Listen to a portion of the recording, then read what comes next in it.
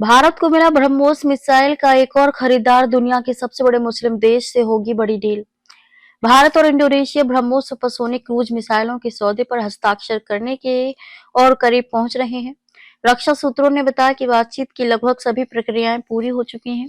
अनुबंध पर हस्ताक्षर करने के लिए केवल रूसी पक्ष की स्वीकृति की आवश्यकता है। भारत और इंडोनेशिया लंबे समय से इस सौदे पर बातचीत कर रहे हैं। भारत और इंडोनेशिया लंबे समय से इस सौदे पर बातचीत कर रहे हैं। इस साल जनवरी में इस मुद्दे पर विस्तार से चर्चा हुई थी। ये बातचीत तब हुई थी जब इंडोनेशिया का शीर्ष राजनीतिक और सैन्य नेतृत्व नई दिल्ली में था। भारत से फिलीपींस इन मिसाइलों को खरीद रहा है। भारत अपनी इस बेहद घातक और कारगर मिसाइल के लिए बाजार का विस्तार करना चाहता है। सीडीएस अनिल चौहान सहित वरिष्ठ भारतीय सैन्य अधिकारियों ने हाल ही में इंडोनेशिया का दौरा किया है। सीडीएस की इंडोनेशिया यात्रा ने दोनों देशों के बीच बढ़ते रक्षा संबंधों को और मजबूत किया है।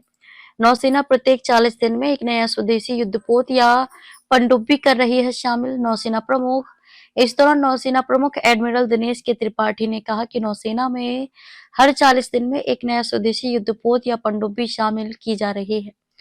उन्होंने सुरक्षा संबंधी विभिन्न चुनौतियों से निपटने के लिए समुद्री क्षेत्र में संप्रभु क्षमता निर्माण के प्रयासों को भी रेखांकित किया। एडमिरल त्रिपाठी ने कहा कि भारतीय नौसेना ने आत्मनिर्भरता को न केवल रणनीतिक अनिवार्यता के रूप में अपनाया है, बल्कि भविष्य के आश्वासन के लिए एक निवेश के रूप में भी अपनाया है। उन्होंने कहा कि बल का लक्ष्य 2035 तक 200 से अधिक युद्धपोतों और पनडुब्बियों का संचालन करना है।